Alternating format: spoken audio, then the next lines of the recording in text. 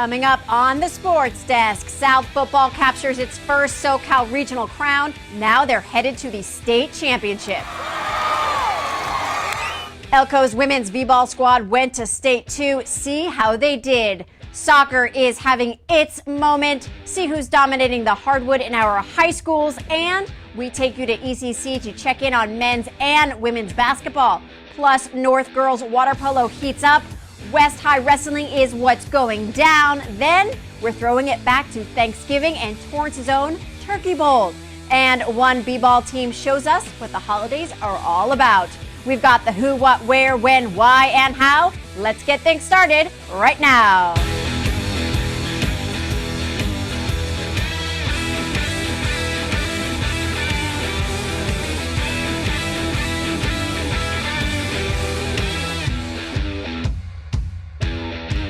Hey guys, welcome to the Sports Desk, your one source for all things Torrance sports. I am your host, Lesley Robbins, bringing you a gateway to the brightest sports stars and hottest sports spots in Torrance. Before we get to the good stuff, we want to hear from you. Here are the social media stats. I'm at Lesley Mia. The show is at the Sports Desk TV. We've got email, Facebook. Tell us what's going on and what we need to know, because when it comes down to it, this show is all about you. Now let's get you in the know with some numbers. South is going to state. South State. South State. It's a very big deal. It was an even bigger game. Cameron Stelly was there as the Spartans punched their ticket to the big dance. We're here at South High tonight where the Spartans are competing in their first ever CIF Regional Championship Bowl game. After winning last week's CIF Championship game, South advanced to play Canoga Park tonight. On Canoga Park's first drive of the game, quarterback David Gomez drops back to pass and Cade Jones for South intercepts this one for a pick six, getting the Spartans on the board early. Canoga Park would try to respond but punts the ball away on down, so it's South's ball again. This drive, quarterback Drew Nash pitches it to Carson Hollinsworth for a big gain, setting them up to score, and then Nash would hand it off to Cade Barger, who punches it into the end zone. Score now 13-0. Canoga Park still can't get anything going on offense, so it's South's ball again. Nash hands off to Jackson Fish, who flies by defenders for the touchdown, making it 19-0. South's defense stops the Hunters, so they punt the ball away, and it's Spartans' ball. Nash drops back, finds Cade Barger downfield for the deep ball, who takes this one to the house, making it 27-0. The Hunters capitalize on a fumble recovery and get a touchdown from Miles Jones, bringing the score 27-7. Then South possession again. Same exact play. Nash drops back, throws it deep to Barger, and takes it to the end zone, making it 34-7. Just making it look easy now. Canoga Park would get one more touchdown before halftime, bringing the score 34-14. After half, South controlled the remainder of the game and go on to win their first regional bowl game appearance, 47-28. Here's what South had to say about their big win. Our goal all year since January was just to win CIF. We didn't know we would play this far. No Torrance school ever has played in a Week 15, and it feels amazing. We just were hoping to be, we were going to have a competitive ball club.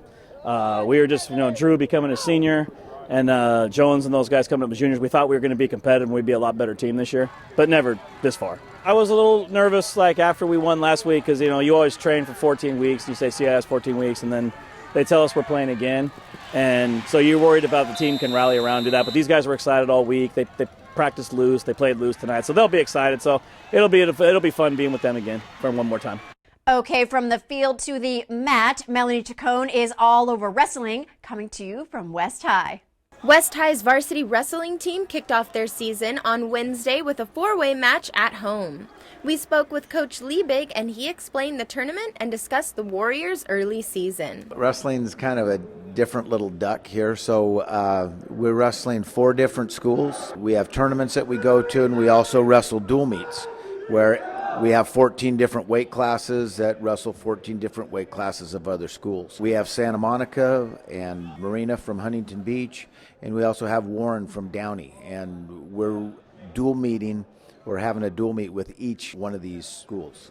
Basically, it's kind of a practice for us. I mean, even though it is varsity and it does kind of count for overall records and stuff like this. As a program, the coaches and myself, we look at these kind of matches as practice matches. We're always gearing up for our league and the CIF playoffs. This early in the year, we're just looking to find out where we need to work as far as the individual skills on kids, because everybody's at a little different level.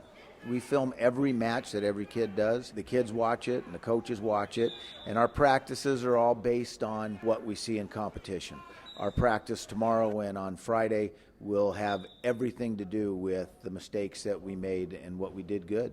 The Warriors went on to beat Marina and Santa Monica in the tournament, and we caught up with West's Carlos Palacios as he gave us insight into his victories, preparation, and mindset. Coach said that there would be a few schools that were going to come over today, and like we all had to prepare, knowing that these schools are both very tough, and we knew that we had to be prepared the day of, just so we knew that we were going to execute.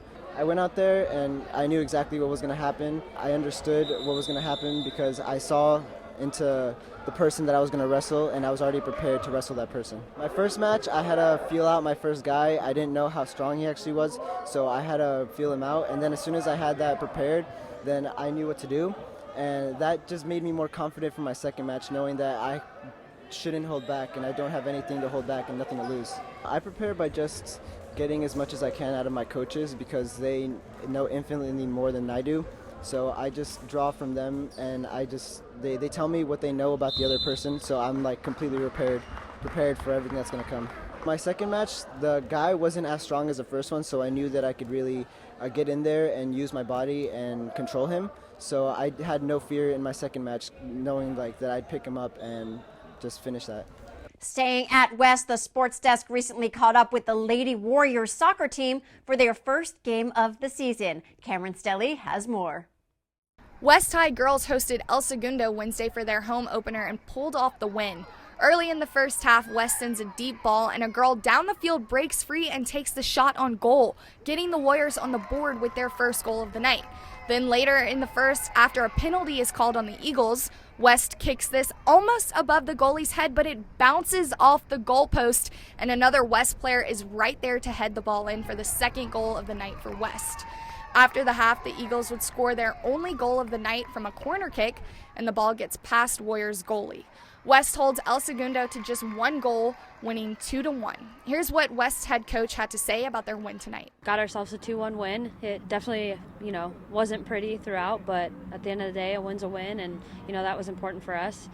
First game of the season for us, and so to be able to come away with that is big time for our girls. Our strategy was really just realizing that there was going to be some rust and some things might not work. We're playing a little different of a formation than we have in years past, and it was important for us just to get out there and start to get used to playing with one another. Like I said, losing so many players, it's a brand new 11 starting, so just trying to build our chemistry on the field, communicate, work things through, and we just basically told them, come out and play hard. The girls then took on Santa Monica and fell 1-0. B. Monty visited Torrance and lost 3-0, and also lost 3-0 to Redondo Union 2 days later. South fell to Culver City 1-0, while North is all about winning right now, beating Lawndale 8-1 and Wiseburn Da Vinci 3-1. The Saxons boys soccer team is killing it, as well as Cameron also saw at their home opener. North High boys soccer hosted Hawthorne Tuesday for their first game of the season, and it was an upset. The Saxons completely shut out the Cougars, winning 7-0. The first goal coming from senior Andrew Valverde, scoring on a penalty kick. Then Valverde breaks free from defenders and passes this one off to Brandon Lee, who takes the shot on goal but isn't able to get this one in the net. But shortly after, an assist from Tiller Gill sets Lee up perfectly for a shot on goal to make the score 2-0. Then later, a deep ball down the right side of the field to Javier Delgado, who goes one-on-one against the Cougars goalie and puts this one in easy, now 3-0. Hawthorne took a shot on goal, but Saxon goalie Alberto Ramirez was able to snag the ball before the defender could score. The Saxons would put 4 more on the board after the half and shut Hawthorne out, which was certainly not a bad way to start off the season for North. 2 days later, they were on top again, beating Bishop Montgomery 5-0. But B. Monty did grab a win before that, taking down Wiseburn Da Vinci 3-2. South was home against Roosevelt and got the dub 3-0. Torrance split their week, falling to Maricosta 3-2, but then getting the win against Hawthorne 3-1. And before we go to break, Melanie Chacon has a wrap-up of a recent North High girls water polo match from the Torrance Aquatic Center. The North High girls water polo team hosted San Pedro last Monday and fell to the Pirates 18-5. The Saxons are now 0-3 on the season and will travel to Gar for their next match, where they will be taking on the Gladiators on Wednesday, December 11th at 3:15 p.m. Okay, coming up, we've got head-to-toe basketball from Elko West to every team in between. The ECC women's volleyball team dance at state, see the results. And later, it's time for Torrance's Turkey Bowl and giving back. Stay tuned. Woo!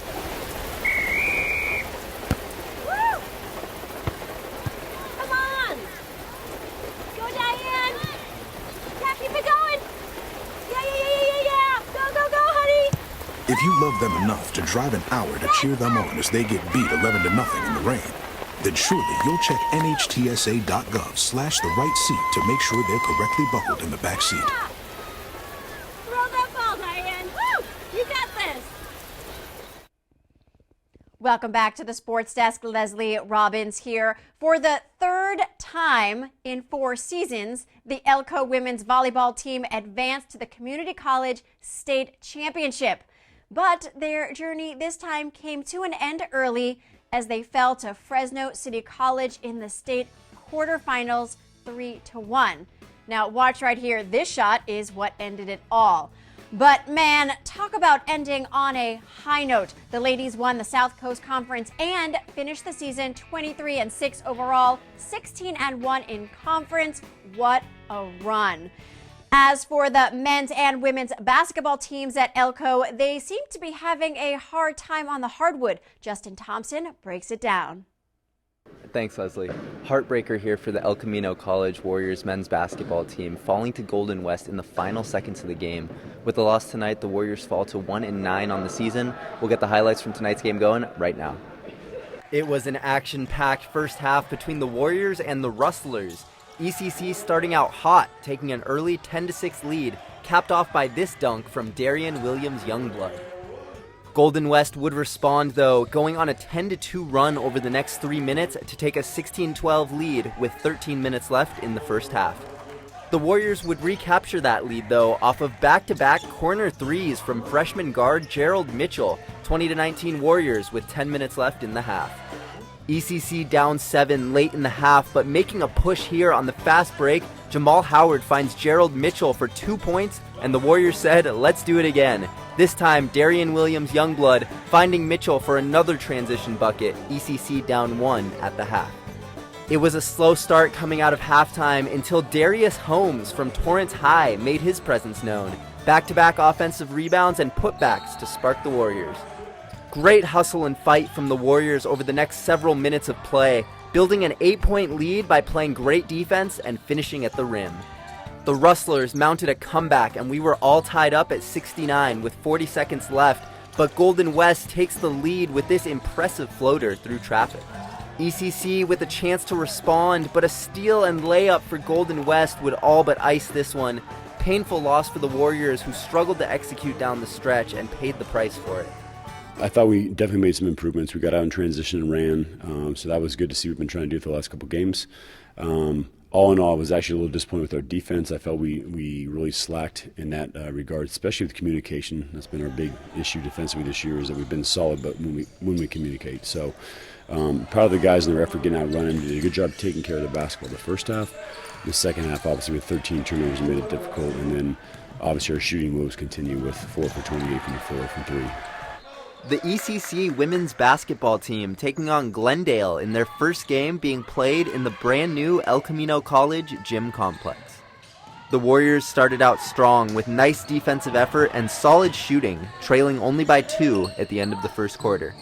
Unfortunately, the Warriors would lose that shooting touch over the next 2 quarters, going just 6 for 28 from the field. So the Warriors found themselves down 41-29 heading into the fourth quarter, where the Warriors offense came back to play, scoring 18 points in the final 10 minutes. It wasn't enough though, as Glendale also had their best offensive quarter, dropping 20 points en route to securing a 61-47 win over the Warriors. That makes it a 6-game winning streak for Glendale and a 3-game losing streak for the Warriors. Here's head coach Steve Shaw talking about his team's performance and the new gym that he is certainly happy to call home, having coached in the old facility for over 20 years. We need to get better at executing our offense. I thought Glendale did a very nice job of running their stuff and getting what they wanted out of it. And we still haven't quite found our offensive identity yet as far as knowing what we want to do, so we got to continue to get better there. And then defensively, just a little better job, a few more stops, one here, one there, and just becoming better in that area as well. Oh, it's lovely to finally be in the new facility. It's going to be a great, boom for our entire athletic program, right? Just as all of our facilities are so nice, and it just helps everybody athletically, but particularly with our women's basketball program, there's going to be a lot of good basketball played in this gym down the road, and we're excited about being in it. Back at our high schools, basketball is finding its groove again, and the Warriors, well, they want to win. And at a recent game we hit up, they did just that big time. Melanie Chacon has more. In their third game of the season, West High hosted Dorsey and erupted for a 70-30 victory over the Dons. The Warriors started the game on an 11-0 run and took the first half 39-16. West played stellar defense, forcing the Dons to shoot late in the shot clock. Dorsey made a small push in the second half, but the Warriors proved to be the better team with a 70-30 win over the Dons. I think our guys just played hard, right? We do a good job of focusing on scout, making sure the boys are prepared for their games, and they take it very seriously to be prepared. So when they step on the court, they're ready to go. Today they followed game plan really well, played hard, played together, and had a fun victory. Basketball should be fun. They have to love it. They have to enjoy coming to practice every day. So we like to change it up every once in a while. We played wiffle ball, we've meditated, we've done different things to really help them just enjoy the process and enjoy going through the season. It's very grueling. It's 4 or 5 months of 6 practices a week. They play 30-plus games. So we always keep it light and listen to our players. The biggest thing is making sure that they're giving us feedback and we follow that feedback. It was just a team win, honestly. Everyone was kind of playing well together. Just the practice and the preparation that we had for the game really helped. So we kind of just knew what we were doing out there, and the game just kind of flowed easily. I think we're just going to ride this momentum that we have going on right now, because every single day we come into practice ready to work and get better. So I think that we're just going to carry this over for the rest of the season. We're just going to keep balling out. Obviously, we want to win a CIF championship, and that's kind of the main goal. We just want to make sure that we're practicing every single day, working every day, getting better, getting shots up, just so we can get ready for this the long journey ahead. We just came out really strong and focused, and we came at them strong, and we got the win as a team. I saw the paint was really open, so I just tried to attack, and if I had open shots, I took it. They couldn't really handle the pressure we applied, so we just try to pressure up, do as many things we can. We try to meditate before so we can get focused for this evening's game. I think it really helped us come out strong and get this win. The Warriors weren't as lucky at the next game, falling to Redondo Union 59-55. North also lost to Heritage Christian at the same tourney 79-31. Ambassador got the dub over Orange 60-59. And Torrance High hit a rough patch at the North Orange County Championships, first falling to La Mirada 63-51, then to Sonora 86-43. Bishop Montgomery had a string of games lately, beating Southeast 74-26, then coming up short to Heritage Christian 59-54, but then bounced back against Washington Prep 51-35. The Lady Knights were rocking and rolling in their own tournament as well. Nice shot there. The B Monty Gals opened the MARLBOROUGH tourney with a 74-49 win over Buena Vista. The next day, check out this sick move by freshman Kyori Lloyd against Linwood, leaving them down 3 headed to the 4th. But mad ball skills couldn't help seal the deal as the Lady Knights fell to Linwood 80-71. West was in the Grade 8 MARLBOROUGH tournament and first fell to MARLBOROUGH 60-49. Next beat Buchanan 62-51, and then again got the W in the Consolation Championship against Rolling Hills Prep 52-47. Valley Christian hosted a tournament named after the school and then got schooled by North, 64-35. Next, the Lady Saxons defeated Lucerna 62-48 and then did the same to Cantwell Sacred Heart of Mary 67-41. The Lady Spartans fully stopped Norwalk 52-25, but then came close to coming out ahead but fell short, losing to St. Mary's Academy 58-51. Okay, coming up, 'tis the season for Torrance's Turkey Bowl, and one boys basketball team spreads love and joy. Stay tuned. I pledge. I pledge. I pledge to treat everyone with respect. Respect and dignity. I will not tolerate discrimination or harassment of any kind. I will speak up. I will speak up whenever I know discrimination is happening. and I will stand up. Get up. Rise up. For victims, take the pledge at risetowin.org. Welcome back to the Sports Desk. Lesley Robbins here. Going back a bit to Thanksgiving, the Sports Desk had a front row seat at Torrance's very own Turkey Bowl. Justin Thompson explains. Thanks, Lesley. Football and Thanksgiving, an American classic, and we have our own version of it here in Torrance at Greenwood Park. It's not the NFL, but the South Bay Saddleback Church putting on a Turkey Bowl bright and early this Thanksgiving weekend. Today we're having our second annual Turkey Bowl, something the church started last year. It was our first annual Turkey Bowl, and pretty much it was just something that I came up with when I was younger. Me and my friends in the neighborhood, we used to always get together on Thanksgiving and play little football. I mean, you know, that's what you do. You watch football and you play it, you get excited. And so we came out here today, 9 o'clock here at Greenwood Park. It was fun, a little wet and slippery from the rain, but that makes it fun, you know. So whether it was rain or shine, we were going to play. And one of the things I love about sports is how it brings people together, something that this group has keyed in on. Faith, family, and football. Actually, last week we went to Faith, family, and basketball at the Clipper game. So just something that, you know, that's what it is, being a Christian, is we're a community. And it's more than just Sunday mornings going to church. So we want to do fun events. And this was it right here to get us involved, get us out running, and just have a good time. I love football, so it's kind of easy for me to set up because it's something that I know. And it was real good. A lot of the people like to come. It's all different levels. We have a couple athletes. We got some that, you know, people have never played before. And we got some that are even kind of injured, and they're like, hey, I can just hike the ball, I'm going to come and play, because they want to be part of the community. And that's the biggest thing, is just a fellowship that we have, and that's what our church is built on, is just community and fellowship, and that's just having out and hanging out and just doing good times together. And that's what today was all about this morning, so it was real fun. Saddleback South Bay will be celebrating their 4-year anniversary later this month. And here's some more holiday goodness for you. Keeping spirits very high this season, here is the Ambassador boys basketball team helping out at the Beacon Light Mission Homeless Shelter, feeding those less fortunate. The team was able to give back, and of course, there is no better time for that than the holidays. And that is going to do it for this episode. We will see you back here next week. In the meantime, here are the social media stats. I'm at Lesley Mia. The show is at the Sports Desk TV. We've got email, Facebook. Be sure to keep in touch and take us behind your scenes.